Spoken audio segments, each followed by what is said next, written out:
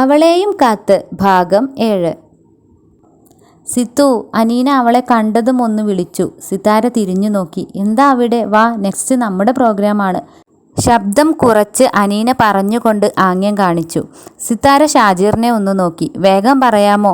അടുത്തത് ഞങ്ങളുടെ പ്രോഗ്രാമാണ്. ഇല്ല, താൻ പൊയ്ക്കോ, പിന്നീട് ഒരിക്കലാവട്ടെ, ഷാജിർ പറഞ്ഞു. ഓക്കെ, അങ്ങനെ ആയിക്കോട്ടെ എന്ന് പറഞ്ഞുകൊണ്ട് അനീന നിൽക്കുന്ന ഭാഗത്തേക്ക് സിതാര നടന്നു നീങ്ങി. ഒത്തിരി നിരാശയോടെ ഷാജിർ കുറച്ചു നേരം അവിടെ നിന്നു. സിതാരയും ഫ്രണ്ട്സും പാട്ടിനുണ്ടായിരുന്നു. അവരുടെ പ്രോഗ്രാം കഴിഞ്ഞപ്പോൾ സിതാരയുടെ കണ്ണുകൾ ഷാജിറിനെ തിരഞ്ഞു. ഇന്നും ഞാൻ നിന്റെ കൂടെയാണ് കേട്ടോ, എന്നെ ഒന്ന് വീട്ടിലാക്കണേ, അനീന പറഞ്ഞു. നേരം വൈകി, അതാ എൻ്റെ ബസ് പോയി. ഓക്കെ, സിതാര പറഞ്ഞു. പരിപാടികളെല്ലാം അവസാനിച്ചപ്പോഴേക്കും സമയം 5:30 ആയിരുന്നു. പ്രോഗ്രാം സമയമൊക്കെയും ഷാജിർ സിതാരയോടൊപ്പം ഉണ്ടായിരുന്നു. അവനൊന്നും അവളോട് പറയാൻ പറ്റിയില്ല. പോകാൻ നേരം അവൾ വാഗമരച്ചുവട്ടിലേക്ക് തൻ്റെ സ്കൂട്ടർ എടുക്കാനായി ചെന്നു. ഷാജിറും അവളെ പിന്തുടർന്നു. അത് അവൾക്ക് മനസ്സിലായി. വണ്ടിയിൽ കയറി അവൾ അവനെ ഒന്ന് നോക്കി. ഡി പെണ്ണെ, അവൻ നിന്റെ പിറകെ തന്നെയുണ്ടല്ലോ, അനീന പറഞ്ഞു. നീ കയറ്, ഞാൻ കണ്ടു, സിതാര മറുപടി പറഞ്ഞു. നീ അവനെ കളിപ്പിക്കല്ലേ, അവന് നിന്നോട് ശരിക്കും ഇഷ്ടമുണ്ടെന്നാ തോന്നുന്നത്. കിടുങ്ങാണ്ട് മുറുക്കെ പിടിച്ചിരുന്നോ നീ, സിതാര അവളോടായി പറഞ്ഞു. അനീനയെ വീട്ടിലാക്കി അവൾ വേഗം തിരികെ പോന്നു. സമയം വൈകിയതുകൊണ്ട് തന്നെ അനീനയുടെ അമ്മ നിർബന്ധിച്ചിട്ട് പോലും അവൾ ചായ കുടിക്കാൻ പോലും നിന്നില്ല. സിതാര വീട്ടിലെത്തിയപ്പോൾ സൂറാബി മുഖം കറപ്പിച്ചിരിക്കുന്നു.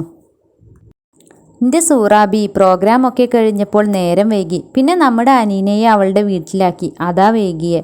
ഒന്ന് ഫോൺ ചെയ്യായിരുന്നില്ലേ? പിന്നെന്തിനാ നീ ഈ ഫോണും കൈ പിടിച്ചിരിക്കണേ? സോറി ഉമ്മ, തിരക്കിനിടയിൽ മറന്നുപോയി. പിന്നെ ഞാൻ ഇങ്ങോട്ട് തന്നെയല്ലേ വരുന്നത്, പിന്നെന്താ? നീ കുളിച്ചിട്ട് വാ, ഞാൻ ചായ എടുക്കാം. അവൾ മുറിയിലെത്തിയതും ഫോണിൽ മെസ്സേജ് വരുന്നുണ്ടായിരുന്നു. അനീനയാണ്. അവൾ ഒന്ന് ഓപ്പൺ ചെയ്ത് നോക്കി. വോയിസ് മെസ്സേജാണ്. ഡി, ഷാജിർ എന്നോട് നിൻ്റെ നമ്പർ ചോദിച്ചു, കൊടുക്കണോ? വേണ്ട വേണ്ട, ഇപ്പോൾ കെടുക്കണ്ട, സിതാര പറഞ്ഞു. പാവം, ശരിക്കും നിന്നെ ഇഷ്ടമായതുകൊണ്ടാണ്. ഇന്ന് വീട്ടിൽ വന്നിരുന്നു, അപ്പോൾ ചോദിച്ചതാ. വേണ്ട, ടൈം ആയിട്ടില്ല, ഇപ്പോൾ കൊടുക്കണ്ട. അപ്പോൾ നിനക്കോ ഇഷ്ടമൊക്കെ ഉണ്ടല്ലേ, അനീന ചോദിച്ചു.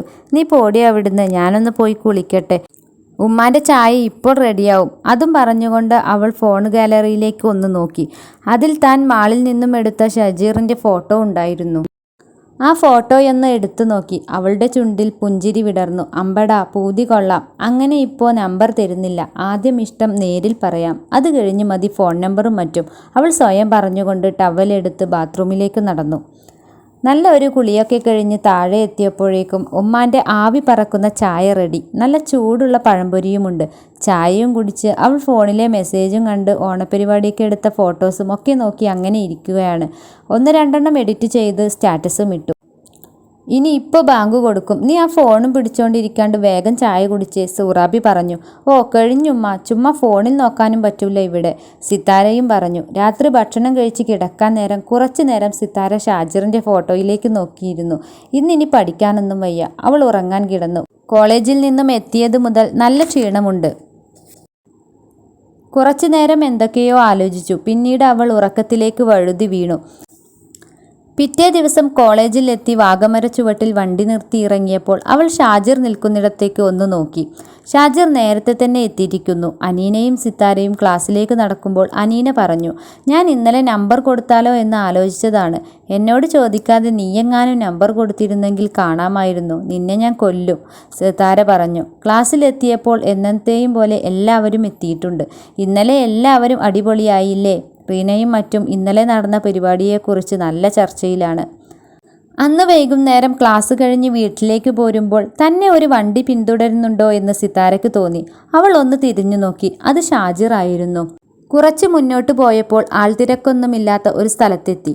അവിടെ വിജനമായിരുന്നു. അപ്പുറവും ഇപ്പുറവുമെല്ലാം റബ്ബർ കാടുകളും മറ്റും നിറഞ്ഞു നിൽക്കുന്നു. നടുവിലൂടെ അവളുടെ വീട്ടിലേക്ക് പോകുന്ന ഒരു ഇടവഴി പോലെയുള്ള ഒരു റോഡായിരുന്നു അത്. ഷാജിർ അവളെ ഓവർടേക്ക് ചെയ്ത് അവളുടെ മുന്നിലായി വണ്ടി നിർത്തി. അവൾ ആശങ്കയോടെ വണ്ടി നിർത്തി അവനെ ഒന്ന് നോക്കി. പിന്നീട് എന്തുണ്ടായി എന്നറിയുന്നതിന് വേണ്ടി അടുത്ത എപ്പിസോഡ് വരെ കാത്തിരിക്കൂ. നിങ്ങളുടെ വിലയേറിയ അഭിപ്രായങ്ങൾ കമൻറ്റ് ബോക്സിൽ അറിയിക്കാനും അതുപോലെ തന്നെ ഞങ്ങളെ സപ്പോർട്ട് ചെയ്യാനും മറക്കരുത്.